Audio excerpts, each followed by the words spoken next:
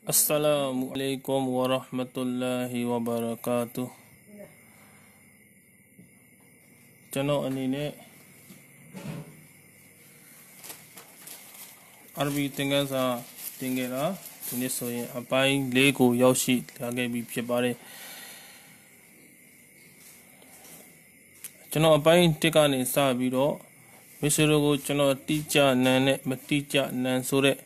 သင်ခန်းစာလေးကိုကျွန်တော်စာအုပ်ကနေပြီးတော့ရေးပြီးရှင်းပြပေးခဲ့တာလည်းရှိပါတယ်အဲဒီနေရာမှာတချို့မိတ်ဆွေတွေနားလည်ကြလိမ့်မယ်တချို့မိတ်ဆွေတွေနားမလည်ကြဘူးလို့ကျွန်တော်ထင်ပါတယ်ကျွန်တော်ရှင်းဆက်တော်မဲ့သင်ခန်းစာမှာမိတ်ဆွေတို့တခုမှတ်ထားရမှာကအာရဗီစာပေဟာနက်နေတဲ့ကျေပြန့်တဲ့သင်ခန်းစာပါကမ္ဘာမှာအကျွယ်ဝဆုံးစာပေတစ်ခုဖြစ်တယ်ကျွန်တော်တို့မြန်မာနိုင်ငံမှာခေါ်တဲ့အသုံးနှုန်းလိုမျိုးစကားလုံးတစ်လုံးနဲ့အများကြီးကိုသုံးတဲ့အလေးထားအာရဗီမှာမရှိပါဘူးအာရဗီမှာကပစ္စည်းတစ်ခုဒီနာမည်တစ်ခုရဲ့အစားအသာသုံးပါတယ်အဲ့လိုပဲအာရဗီသင်ခန်းစာမှာရှိတဲ့အာရဗ်နိုင်ငံတွေဟာတိတိလေးကနေစပြီးတော့အကြီးတဲ့အထိမတူကွဲပြားတဲ့အမျိုးအစားတွေအကုန်လုံးကိုနာမည်တစ်ခုစီထားပေးထားတာရှိတယ်ဥပမာအဖြစ်နွားထီကိုအာရဗီလိုသောရလို့ခေါ်တယ်သောရဆိုတာနွားထီအဲ့လိုပဲဘကာရွန်ဆိုရဒါနွားထီအဲ့လိုမျိုးပဲနွားပေါက်စာလေးဆိုအဂျီလွန်ဒီလိုမျိုးခေါ်တယ်လာဆိုရင်လာပြည့်ဆိုရင်ဘဒ်စသလိုမျိုးဒီလိုမျိုးသူကနာမည်တစ်ခုတိုင်းလာစုပ်ကဘလို့လာကွယ်ရဘလို့စသဖြင့်အာရဗီကတလုံးချင်းထားတယ်ကမ္ဘာမှာအကျွယ်ဝဆုံးသင်ခန်းစာပေတစ်ခုဖြစ်တယ်အဲ့ဒီတွေ့ကြမလို့ဒီအာရဗီစာပေကိုမစ္စလို့နားလည်ဖို့အတွက်ခက်ခဲလားဆိုတော့မခက်ခဲဘူးသို့တော်လည်းပဲကြက်မှတ်ရမယ်သင်ခန်းစာဟာကြက်မှတ်မှရမှာဖြစ်တယ်ကျွန်တော်တို့ငငယ်တွေကသင်ခဲ့ရတဲ့မိခင်ဘာသာစကားရဲ့ language မဟုတ်တဲ့အတွက်မကြက်နိုင်ဘူးမဖတ်ခဲ့ဘူးဆိုရင်တော့ခက်ခဲသွားလိမ့်မယ်ကျွန်တော်အနေနဲ့သင်ခန်းစာသင်ပြီးတိုင်းမှာစာအုပ်ရဲ့စာမျက်နှာလေးတွေကိုဓာတ်ပုံရိုက်ပြီး page ကနေကျွန်တော်လွှင့်ထုတ်ပေးတယ်အဲ့ဒီသင်ခန်းစာလေးတွေကိုမိတ်ဆွေတို့ဘယ်လားစာအုပ်လေးထဲမှာကူးရေးပြီးတော့အလွတ်ကျက်ရမှာဖြစ်တယ်အာရဗီလိုကျက်တယ်ဗမာလိုဖြေမယ်ဗမာလိုအုပ်ထားမယ်အာရဗီလိုပြန်ကျက်မယ်အာရဗီကိုအုပ်ထားမယ်ဗမာကိုကြည့်ပြီးအာရဗီလိုပြောမယ်တောင်းပြောင်းထွေလာမိတ်ဆွေတို့ခက်စစ်စလုံးတွေကိုအပြင်းအလှန်ကျက်မှသာလျင်ခေါင်းထဲမှာခက်စစ်စလုံးလေးတွေဝင်လာမှာဖြစ်တယ်ကျွန်တော်တိကျနန်းနဲ့မတိကျနန်းဆိုတဲ့အသုံးနှုန်းကိုကျွန်တော်တရားပိုင်းဆိုင်ရာမှာကျွန်တော်သုံးခဲ့ပြီးမြဲတကယ်တော့သူ့ကိုခေါ်တဲ့အခါကျလို့ရှိရင်ရှေ့ဆက်သွားမဲ့သင်ခန်းစာတွေမှာနာကီရာလို့ကျွန်တော်ပြောမယ်မတိကျတဲ့နန်းတိကျတဲ့နန်းဆိုရင်ကျွန်တော်မာရီဖာလို့ကျွန်တော်သုံးလိုက်မယ်မတိကျနန်းလို့ဗမာလိုမပြောတော့ဘူးမာရီဖာလို့ပြောလိုက်မယ်တိကျနန်းလို့မပြောတော့ဘူးတိကျနန်းလို့မပြောတော့ဘူးမာရီဖာလို့ပြောလိုက်မယ်မတိကျနန်းလို့လည်းကျွန်တော်မပြောတော့ဘူးမတိကျတဲ့နန်းဆိုရင်ဒါနာကီရာဒါမိတ်ဆွေတို့တည်ပြီးသားဖြစ်တယ်ဒီသင်ခန်းစာမှာမိတ်ဆွေတို့ကိုမာရီဖာနဲ့နာကီရာလို့ခေါ်တဲ့သင်ခန်းစာကိုဒီနေရာမှာခွဲခြားပေးထားတာဖြစ်တယ်ဒီစောက်ကလေးမှာကဘယ်စလုံးကတော့မာရီဖာဖြစ်တယ်မတိကျတဲ့နန်းဖြစ်တယ်သူ့ရဲ့အဓိပ္ပာယ်ကဘယ်လိုပြန်ဆိုရတယ်ဘယ်စလုံးကတော့တိကျတဲ့နန်းမာရီဖာဖြစ်တယ်သူ့ရဲ့အဓိပ္ပာယ်ကဘယ်လိုပြန်ဆိုရတယ်ဘယ်စလုံးကတော့မတိကျတဲ့နန်းနာကီရာဖြစ်တယ်ဘယ်လိုပြန်ဆိုရတယ်ဆိုတာကိုသင်ကြားပေးသွားမှာဖြစ်တယ်ကျွန်တော်သင်ပေးခဲ့တဲ့ကျွန်တော်စာအုပ်ကလေးကနေကျွန်တော်ထုတ်ပြီးပြောပြခဲ့တဲ့ခက်စစ်စလုံးကလေးတွေရဲ့အဓိပ္ပာယ်လေးတွေနဲ့တကွမိတ်ဆွေတို့ကြက်မှတ်ပြီးလို့ကျွန်တော်မျှော်လင့်ပါတယ်အဲဒီလိုကြက်မှတ်ပြီးသည့်အတွက်မိတ်ဆွေတို့အဲ့ဒီခက်စစ်စလုံးကလေးတွေကိုတတ်နိုင်သလောက်တော့မိတ်ဆွေတို့မှတ်သားထားလိုက်ပြီလို့လည်းကျွန်တော်မျှော်လင့်ပါတယ်သင်ခန်းစာနံပါတ်၄မှာ3အထိကျွန်တော်သင်ခဲ့တဲ့သင်ခန်းစာတွေကိုမိတ်ဆွေတို့ကောင်းကောင်းမွန်မွန်ကြည်ကြည်ညံ့ညံ့နဲ့ရရှိသွားပြီလို့လည်းကျွန်တော်မျှော်လင့်ပါတယ်အင်ရှာလာကျွန်တော်မလုပ်ပြီးခဲ့မိတာကတော့ဒီစာအုပ်ကလေးကစာမျက်နှာတွေကိုကျွန်တော်မိတ်ဆွေတို့ကိုတပ်ပုံရိုက်ပြီးမဟုတ်ပြီးခဲ့မိတာပါပဲအဲလိုကြောင့်လို့ဒီစာအုပ်ကလေးရဲ့အစားကနေရောက်တဲ့သင်ခန်းစာအထိကျွန်တော်ဖိုတိုရိုက်ပြီးတော့မိတ်ဆွေတွေကိုကျွန်တော်ရဲ့ page ကနေပြန်လဲလွှင့်ထုတ်ပေးမှာဖြစ်ပါတယ်အဲ့တော့သင်ခန်းစာလေးကိုစလိုက်ရအောင်ဗျာ Bismillahir Rahmanir Rahim Lesson number 4 ဒါကမာရီဖာနာကီရာကိုခွဲပြတဲ့သင်ခန်းစာလေးတစ်ခုဖြစ်တယ်ဒီသင်ခန်းစာလေးမှာမိတ်ဆွေတို့သိချကြည့်ပါကျွန်တော်တို့နာကီရာမတိကြတဲ့နန်ဒီဟာသူ့ရဲ့နောက်ဆုံးစလုံးမှာတန်နူဝင်လို့ခေါ်တဲ့ဒိုးစပဲဒိုးစီဒိုးဘေ့တန်နူဝင်လို့ခေါ်တဲ့ဒိုးစပဲဒိုးစီဒိုးဘေ့ပါရှိလေးရှိပါတယ်မတိကြတဲ့နန်ဒီတော့နာကီရာဒီမှာဒိုးစပဲဒိုးစီဒိုးဘေ့ပါရှိလေးရှိတယ်မတိကြတဲ့နာမှာပါရှိလေးရှိတယ်ဆိုတော့တိကြတဲ့နာမှာမပါဘူးလားဆိုတော့တိကြတဲ့နာမှာလည်းပါတာရှိပါတယ်အဲ့တော့အများအားဖြင့်မတိကြနန်ဒီမှာဒိုးနောက်မတိကြနန်ဒီရဲ့နောက်ဆုံးစလုံးမှာဒိုးပဲဒိုးစီဒိုးဘေ့ရှိတယ်ပါတယ်ကျွန်တော်မနေ့ကတော့ပြောခဲ့တယ်မူအာရဖ်ဘီလမ်လို့ခေါ်တဲ့မတိကြနန်တစ်ခုရဲ့အရှိမအလစ်လမ်ထည့်လိုက်မယ်ဆိုရင်တိကြတဲ့နန်ဖြစ်သွားတယ်ဒီမှာဒီသင်ခန်းစာမိတ်ဆွေတို့မြင်ရမှာဖြစ်တယ်အဲ့တော့တိကျတဲ့နာရဲ့အဓိပ္ပာယ်မာရီဖာရဲ့အဓိပ္ပာယ်ဟာဘယ်လိုထွက်လာလဲဆိုတော့ကိုဒီမှာတွေ့ရမှာဖြစ်တယ်ကီတာဘွန်စာအုပ်တအုပ်ဒီကီတာဘွန်စာအုပ်တအုပ်ဒီကီတာဘွန်စာအုပ်တအုပ်ဒီအလ်ကီတာဘူစာအုပ်ဒီအလ်ကီတာဘူစာအုပ်ဒီပြောချင်တာတခုတော့ရှိပါတယ်မတိကျနာမှာပါတဲ့ဒိုးစပဲဒိုးစီဒိုးပေ့ကသူ့ကိုဒီလိုအလစ်လမ်တွဲထည့်လိုက်တဲ့အခါကျရင်နောက်ဆုံးစလုံးကရှိတဲ့ဒိုးစပဲဒိုးစီဒိုးပေ့ကပြုတ်သွားပြီးတော့စပဲစီပေ့ပဲကျန်ခဲ့တယ်တန်ဝင်ပြုတ်သွားတယ်ဗျာတန်ဝင်ပြုတ်သွားပြီးတော့စပဲစီပေ့ပဲကျန်ခဲ့တယ်မိတ်ဆွေတို့သဘောပေါက်ကြလားမသိဘူးမတိကျတဲ့နာကေရာစလုံးတစ်လုံးရဲ့အရှိမအလစ်လမ်ထည့်လိုက်မယ်ဆိုလို့ရှိရင်အဲ့ဒီနာကေရာမှာရှိနေတဲ့ဒိုးစပဲဒိုးစီဒိုးပေ့ကအော်တိုပြုတ်ကျသွားတယ်ဆိုတာကိုတော့တည်ထားဖို့လိုအပ်ပါတယ်အလ်ကီတာဘူမိတ်ဆွေတို့လိုင်းချောင်းစာသားဝါနေတာဖြစ်လိုက်ပါတယ်အဲ့တော့အလ်ကီတာဘူစာအုပ်ဒီကီတာဘွန်သူ့ရဲ့အဓိပ္ပာယ်ပြန်တဲ့အခါမှာစာအုပ်တအုပ်ဒီအလ်ကီတာဘူစာအုပ်ဒီအလစ်လမ်ထဲတဲ့အတွက်ကြောင့်မလို့ဒိုးစပဲဒိုးစီဒိုးဘေ့ပြုတ်သွားတယ်ဘူပဲဖတ်ကြပါတယ်အလ်ကီတာဘူစာအုပ်ဒီမာရီဖာဖြစ်သွားတယ်နော်ကုရ်အာနွန်ကုရ်အာန်တအုပ်ဒီကုရ်အာနွန်ကုရ်အာန်တစ်ခုဒီကုရ်အာန်တအုပ်ဒီالقرآن القرآن قرآن دی قرآن دی القرآن قرآن دی قرآن دی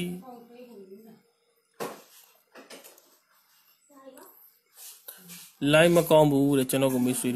प्यो बारे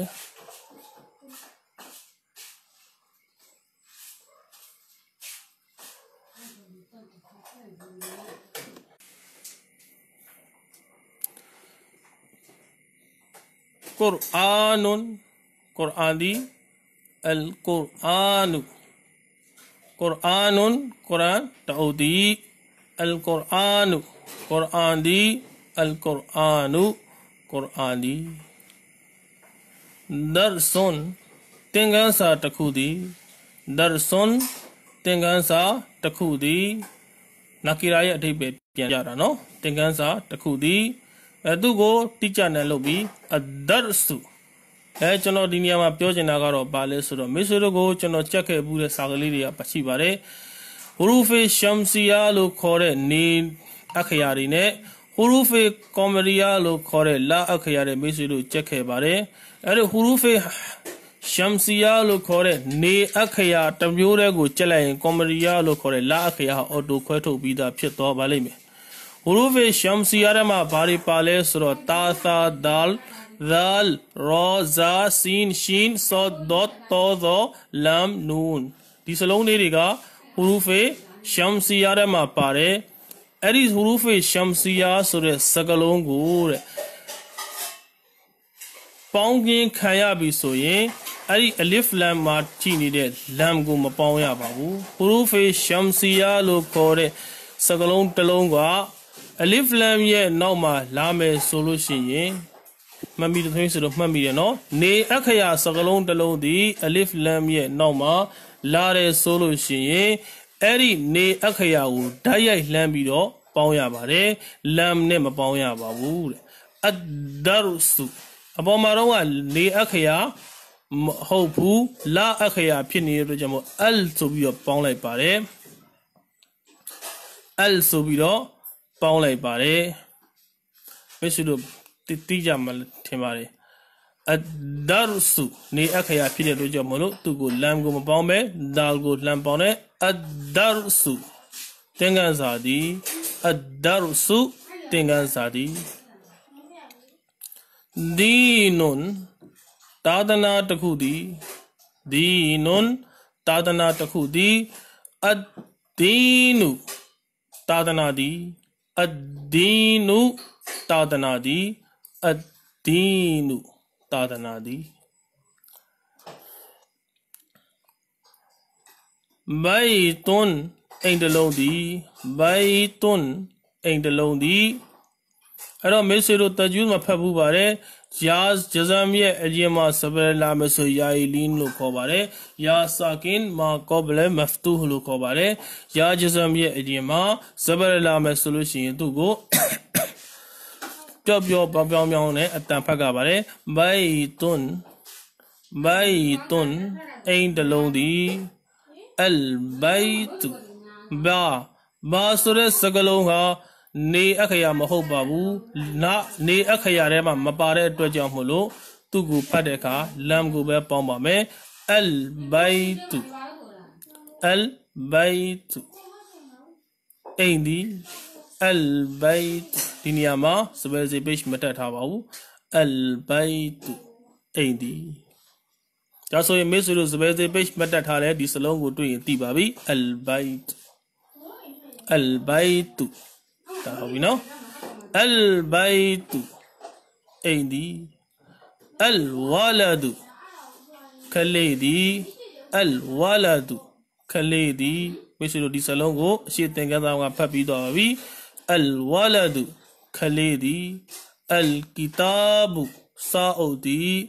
အလ်ကီတာဘူစာအုပ်ဒီအလ်ဝါရကူစာရွက်တီ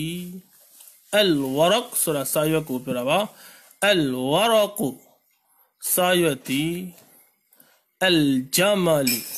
ကလအုပ်တီအလ်ဂျမလူကလအုပ်တီအလ်ဖာရောဆူမြင်းသည်အလ်ဖာရောဆူမြင်းသည်အလ်ဟီမာရူဟာဆိုတဲ့စကားလုံးဒီလေကြောင်းရဲ့အလယ်ကဖတ်ရပါတယ်ဟာအသေးနဲ့ဟာအကြီးလို့ကျွန်တော်တို့မြန်မာပြည်မှာခွဲခြားပြီးပြောတယ်လို့ကြောင့်မလို့သူ့ရဲ့အတန်တော်ကိုပြီးတော့အောင်ဖတ်ဖို့ဆိုလို့ရှိရင်အတိတ်ပဲဟာလွဲမှားသွားတတ်ပါတယ်အလ်ဟီမာရူဟိအဲ့လိုဖတ်ကြပါတယ်အလ်ဟီမာရူမြည်သည်အလ်ဟီမာရူမြည်သည်အလ်ကီရဒူမြောက်သည်အလ်ကီရဒူမြောက်သည်အလ်ကလ်ဘူခွေသည်အလ်ကလ်ဘူခွေသည်နေစလုံးကိုပေါင်းတော့မယ်အဒ်ဒါရ်ဆူသင်္ကန်းစာသည်အဒ်ဒါရ်ဆူသင်္ကန်းစာသည်အလ်ဘိုင်တူအိမ်သည်အလ်ဘိုင်တူအိမ်သည်အရောဂျူလူလူသည်ယောက်ျားသည်အရောဂျူလူယောက်ျားသည်ဒီနေရာမှာစပယ်တေး page ဒီမတက်တော့ပါဘူးမိတ်ဆွေတို့ဓမ္မနာကေတာစလုံးတွေကိုပြပေးထားပါတယ်အလစ်လမ်တွေတက်မထားပါဘူးမိတ်ဆွေတို့မှတ်ထားမှာအလစ်လမ်တက်တဲ့စလုံးပဲနာကေတာမာရီဖာမဟုတ်ပါဘူးအလစ်လမ်မတက်တဲ့မာရီဖာတွေကျွန်တော်မနေ့ကပြောပြပါပြီ9မျိုးထားပါတယ်အဲ့ဒီ9မျိုးမိတ်ဆွေတို့ကိုရှင်းပြခဲ့ပြီးဖြစ်ပါတယ်အဲ့ဒီ9မျိုးအလို့ကြက်ထားပြီပါကုရ်အာနွန်ကုရ်အာန်တခုသည်ကုရ်အာနွန်ကုရ်အာန်တခုသည်ဒီနွန်သာသနာတခုသည်ဒီနွန်သာသနာတခုသည်အစ္စလာမွန် Islam Tadana Takudi Islamun Islam Tadana Taku Islam Takudi Rajulun Lut Yaucha Taudi Rajulun Yaucha Taudi Darsun Tengansa Takudi Darsun Tengansa Takudi Arabiyun Arabi Takudi Arabiyun Arabi Takudi Jamalun Kalao Dagaudi Jamalun Kalao Dagaudi Himarun Ni Dagaudi Himarun Ni Dagaudi Kalbun Khoi Dagaudi Kalbun Khoi Dagaudi Kirdun Miao Dagaudi Kirdun Miao Dagaudi Farasun Mien Dagaudi Farasun Mien Dagaudi Waladun Khale Dayaudi Waladun Khale Dayaudi Ad-Darsu Tima Marifa Nakira Yolavi Di Tengaza Di Bainima Marifane Nakira Go Yono Vido Timpia Tavare Ad-Darasu Tengazadi Ad-Darasu Tengazadi Islamun Islam Takudi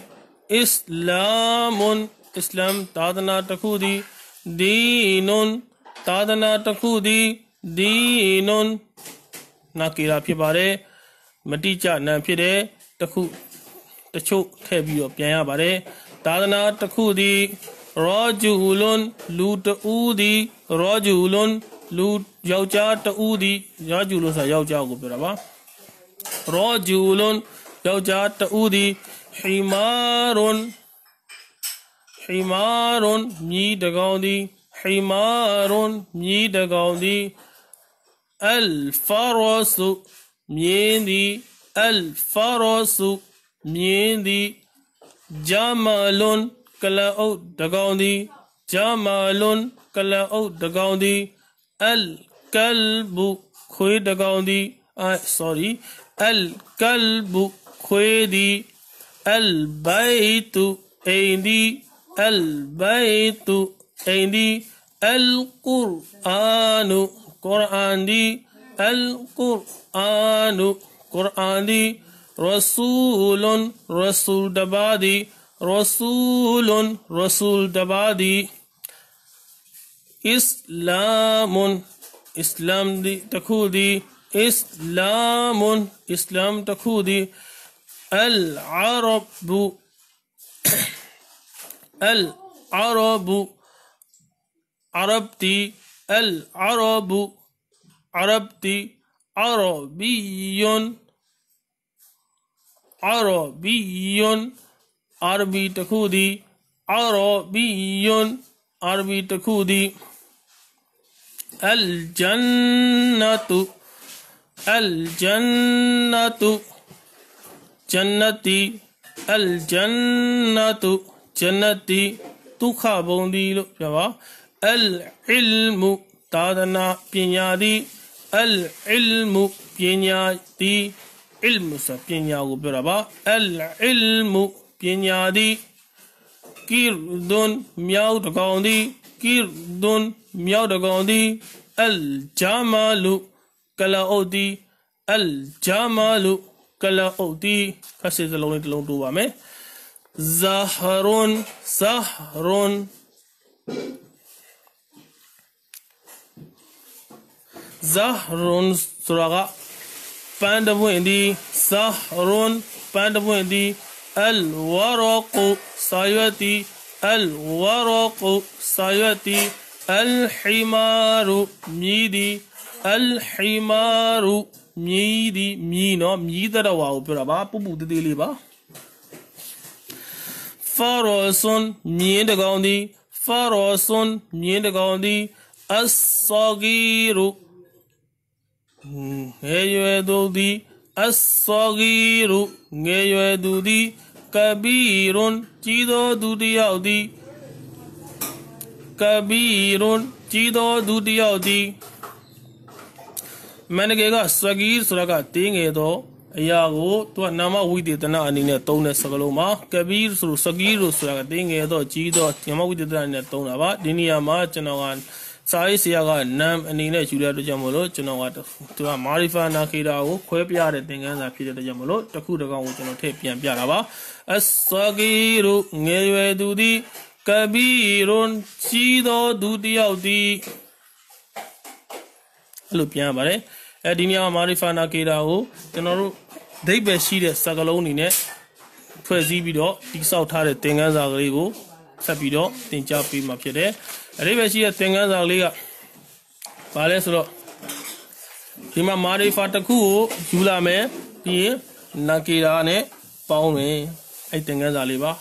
။မတိကျနဲ့ကိုတိကျနဲ့ပေါင်းပြီးတော့အဒိဗ္ဗေရှိအောင်ထုတ်ပါတယ်။ al qur'anu qur'an di kitabun sa'ud phidi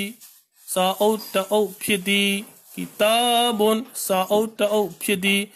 al qur'anu qur'an di kitabun sa'ud ta'ud phidi al kitabu sa'ud ti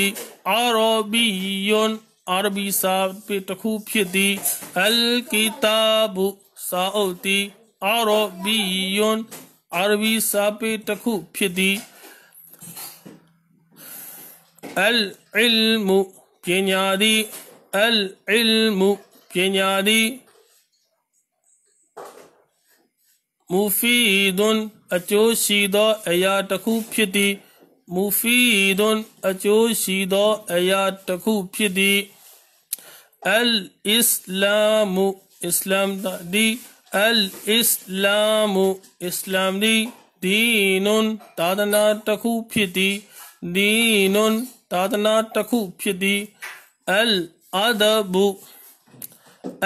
adabu yote mudi al adabu yote mudi wajibun aye chi do aya takhu phidi al adabu yote mudi wajibun aye chi do aya takhu phidi ad darasu tingan zadi ad darasu tingan zadi sahlun lweku do aya takhu phidi sahlun lweku do aya takhu phidi al jamalu kala oti al jamalu kala oti tawilun shiliyado tawilun shiliyado tleisan dagaung phidi အဲ့လိုမျိုးထည့်ပြန်ပါတယ် tawilun shiliyado aya takhu phidi al jamalu kala oti tawilun shiliyado အကောင်တစ်ခုဖြစ်သည် al baytu အိမ်သည် jadidun တစ်လွင်သောအရာတစ်ခုဖြစ်သည် al baytu အိမ်သည် jadidun တစ်လွင်သောအရာတစ်ခုဖြစ်သည် az-zahru နေစလုံးဖြစ်တဲ့အတွက်ကြောင့်မလို့သူ့ကိုဇာနဲ့တန်းပေါင်းပါတယ် az-zahru ပန်းသည် sagirun တင်းငယ်သောအရာတစ်ခုဖြစ်သည် az-zahru ပန်းသည် sagirun တင်းငယ်သောအရာတစ်ခုဖြစ်သည် ash-shajaru တစ်ပင်သည် kabirun ကြီးသောအရာတစ်ခုဖြစ်သည် ash-shajaru တစ်ပင်သည် kabirun ကြီးသောအရာဖြစ်သည်ကြီးသောအရာတစ်ခုဖြစ်သည် al-la'ibu နေစလုံးထဲမှာသူလဲလမ်လဲပါပါတယ်နေစလုံးထဲမှာလမ်လဲပါပါတယ်အဲ့ဒီကြောင့်မလို့နေစလုံးထဲမှာထည့်ပေါင်းတယ် al-la'ibu al-la'ibu စောကစားခြင်းသည် daruriyun daruriyun daruri ဆိုတာကအရေးကြီးသောအရာတစ်ခုဖြစ်သည်လို့ပြောတာပါ al-la'ibu စောကစားခြင်းသည် daruriyun အရေးကြီးသောအရာတစ်ခုဖြစ်သည်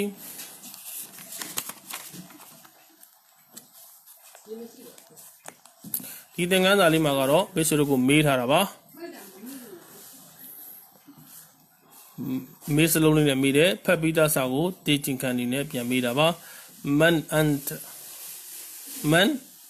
အတင်းဘယ်သူလဲအတင်းဘယ်သူလဲမိတ်ဆွေတို့ပြန်ဖြေပေးရပါမယ်အရှိသင်ခန်းစာကိုကြည့်တဲ့တေချာကြည့်ပြီးနားလည်သဘောပေါက်တဲ့မိတ်ဆွေတွေဆိုရင်ဒါကိုဖြေနိုင်မှာပါ man anta အတင်းဘယ်သူလဲ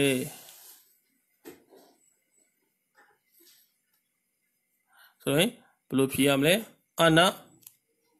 ဘီလာလ်ပေါ့ကျွန်တော်ဘီလာလ်ဖြစ်တယ် هل أنت كبير هل أنت كبير ဘာလဲမင်းကြီးလားဘာလဲမင်းကကြီးလားအန်တာဆိုတင်ကောမင်းကပြောတာပါ هل أنت كبير ဘာလဲမင်းကကြီးတော်သူလားအဲ့တော့ဟုတ်တယ်ဆိုရင် نعم أنا كبير نعم أنا كبير ဟုတ်တယ်ငါကြီးတော်သူဖြစ်တယ်မဟုတ်ဘူးဆိုရင် لا أنا كبير ငါလာအရင်ဆုံးသူကပြောလိုက်မယ်လာမဟုတ်ပါဘူး أنا صغير ငါငယ်တော်သူဖြစ်တယ် لا كبير ကြီးတော်သူမဟုတ်ပါဘူးအဲ့လိုပြန်ဖြေရမယ်နော် هل أنت صغير ဘာလဲမင်းကငယ်ရွယ်တော်သူလားမေးဆိုရင်ဟုတ်တယ်ဆိုရင် نعم أنا صغير أنا صغير စကားအနေနဲ့ပြောမယ်ဆိုရင်နောက်ဆုံးစလုံးကိုကျေစာမနီပေးလိုက်ပါ نعم أنا صغير ဟုတ်တယ်ငါငယ်တော်သူပဲမဟုတ်ဘူးဆိုရင် لا أنا كبير ငါကြီးတော်သူ لا صغير ငယ်တော်သူမဟုတ်ဘူး هل هذا كتاب စာအုပ်တို့ကိုကင်ပြီးပြမယ်ဟုတ်ပြီနော်စာအုပ်တို့ကိုကင်ပြီးပြမယ် هل هذا كتاب ဘာလဲဒါစာအုပ်လားဘာလဲဒါစာအုပ်လားမေးတယ် هذا إيادي كتاب စာအုပ်လား كتاب စာအုပ်တော့လားမေးလိုက်ပြီ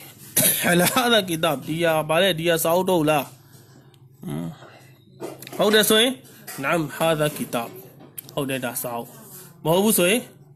لا ဖြေလိုက်ပြီဟုတ်ပြီနော်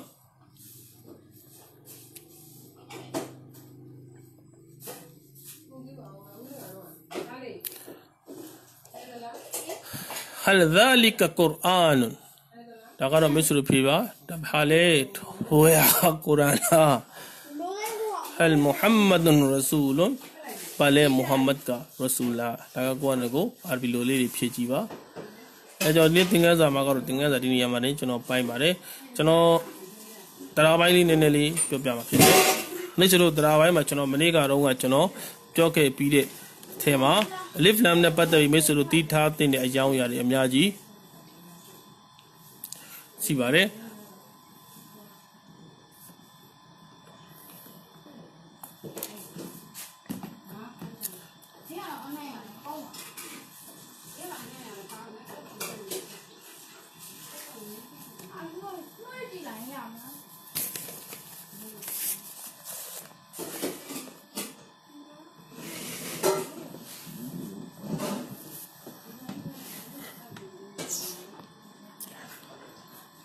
ဖိစတို့ကိုဒီလိုပြပြမှာကအလစ်လမ်နဲ့ပတ်သက်တဲ့အကြောင်းအရာတွေပါအလစ်လမ်ဒီအလစ်လမ်ကဘယ်လောက်ထိအရေးပါအရာရောက်တဲ့ဆိုရင်အာရဘီမှာအလစ်လမ်ကများသောအားဖြင့်တော်တော်များနေရာတွေမှာသုံးပါတယ်စလုံးတစ်လုံးမှာအလစ်လမ်ဝင်လိုက်ပြီးဆိုလို့ရှိရင်မာရီဖာဖြစ်နေအနာကီရာဖြစ်နေတဲ့စလုံးမတိကျတဲ့ nans တစ်ခုမှာအလစ်လမ်ဝင်လိုက်တိကျနေဖြစ်သွားတယ်ဆိုတာမိတ်ဆွေတို့သိပြီးသားဖြစ်မှာပါဒီနေရာမှာပြောချင်တာက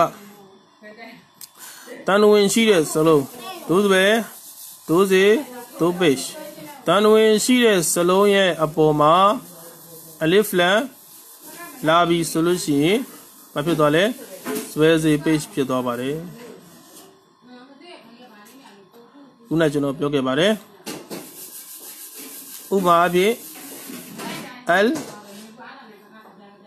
ကုရ်အာန်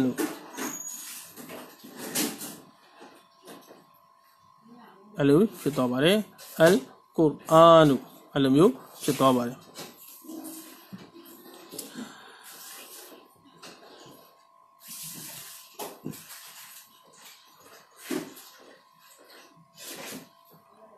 अडो अरी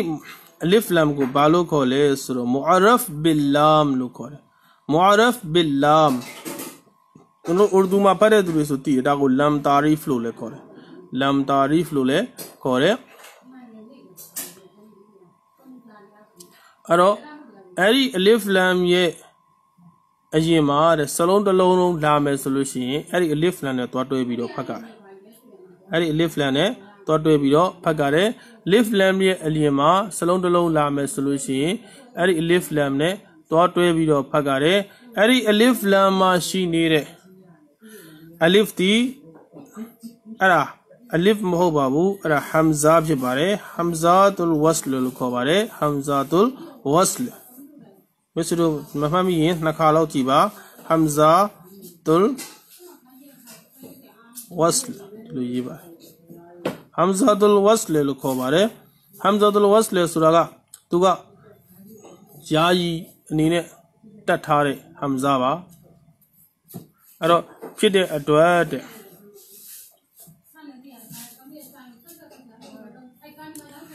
ऐडो जामोलो तछा सलों तलों ने प्याओं में सोएं अलिफ लाम माशी लाम को टाइयाई पाऊं या बारे मैं तो कुरान पढ़े इसका माँ चीज़ों में टुरे ज़ालिकल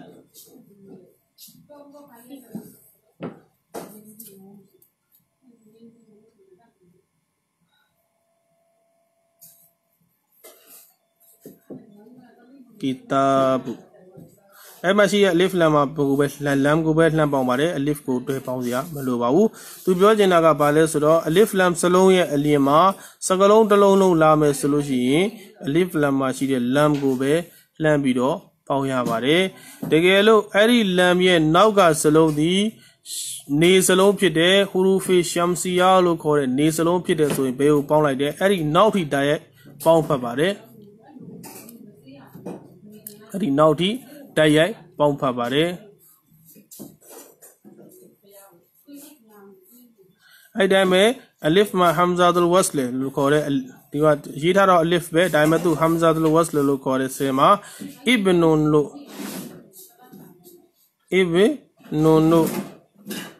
तो तागु पिराबा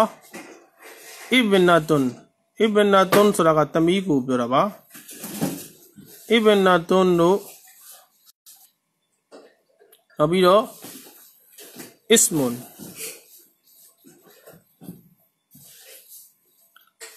लो नाम ले दे उसोइले बेसुरती चाली ना ठोंडा बा ना ले तो बाले में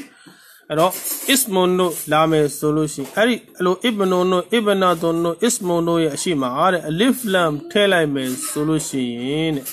दुगो बलो फाया ले सुरो अरी माशी अलिफ को फ्यों बिरो फाया बाले इस लोग दोनों लोग चढ़ा बा नो इस लोग दोनों लोग चढ़ा बा इब्नुन इब्नातुन इस्मुन नौ बाय में हमजातुल वस्ल सुरा बागु प्योर आले सुरा बेसुरु हमजातुल वस्ल सुरा बागु प्योर आले बेसु नाले वाले में अरो इस लोग ने माशी अलिफ ती दी दे हमजातुल वस्ल फिटे अटवा तो को पाउने खा जाए ने अलिफ लान ठे बेसु छी अल इब्नु लो ये भी मेले तू को फटे खा जाए अलिब्नु लो पापारे अलिफ नूलु फबारे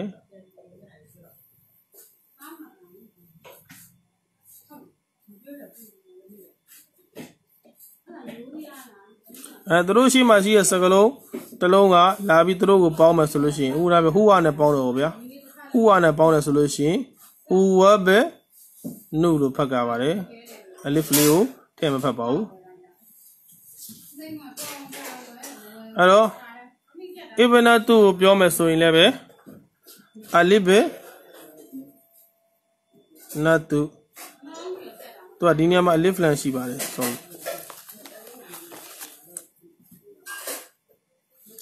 अल इबना तू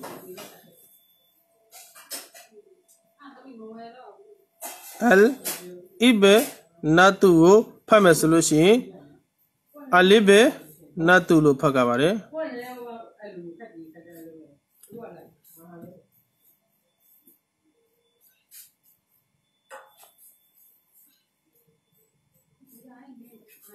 सुरा अल इस्मु सोए अल इस्मु इस लोग दोनों वो Paya Bare Arismosa, Ami the Kudi, Ebenatonsa, the media of the Ebenosa, Tadiodi, Amadia, Utinia, Padapos and Ligo Dayi, Simbiaraba, Elo Welabi, so yen, Edilopos and Lady, Payara, Shie, Tamisu, a lift lamb nepata below, a chin, chow below, Jano, Jano, and Mr. Zoji found Tonet, Mr. Marina comment premium solution, Unico found group young below comment Facebook Mita Yakamare. I don't know if there are no lames, Chomaro, lift lama, now ma, Shamsi look or a Nisaruli when I solution, any Nisolongly with Lambido Pauna, Aguna cannot yoga with that thing as Atakuba. I know, Mr. Thing as Ama. Marifalo Kore Tija Naha Bale, Nakiralo Kore Medija Naha Bale, Marifago Blue Pada Piale, Nakirago Blue Pada Piale, so Missuru Tija Nale Doabi, and I was now so by my Shimbia, Shimbia, Taravani, Gura, Missuru Namale, Debu, so in level Lose, Nale, Au, Missuru Dida, Mechano Pure, Tango, Luchavi Mataleva, shall I not buy my Missuru Nale, Lavale, Masari, Fibine, she go to all Rekajain, Nale, Lavale, me, Erika, Missuru Packet. Arabi Sabine, Tarane, Hatwabi, Chase and Midwa Balime. Shall I any change Aloshi Misiru Arabi Pina Yako, Misiru, and Nenge, Shindi Muyashi Labiro, the P. Bine Misiru, Shima, Nyaji Chuza Mesolushi, Misiru Arabi Sabiri, Tuta Lame, Misiru Arabi Sabine, Punso Tare. Corantaf Siri, Misiru, Palo Yadome, Arabi Sabine, Bada Piantare, Hadis Taudi Misiru, Palo Yadome, Arbilo, Chita Tare, Saudi Misiru, Panay Dome, Jalo Dala Juzame Solution, Arab Nangan Tore Kama, Arab Dine Duru, Baby Zakapio Sulu, Yame, Elube as Herdak Duru Baro, the Tijukava University College, Tata Kajalushi,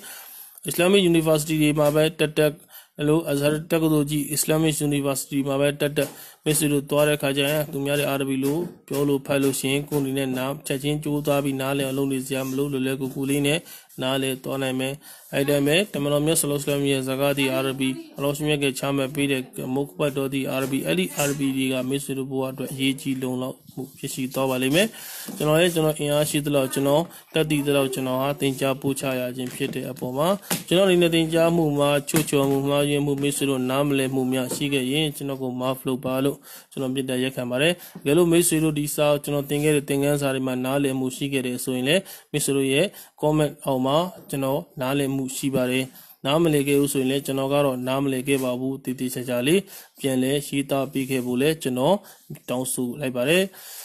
Chino, Tingazagu, Tiniyama, Be, Chanale Bare, Assalamu alaikum wa rahmatullahi wa barakatuh.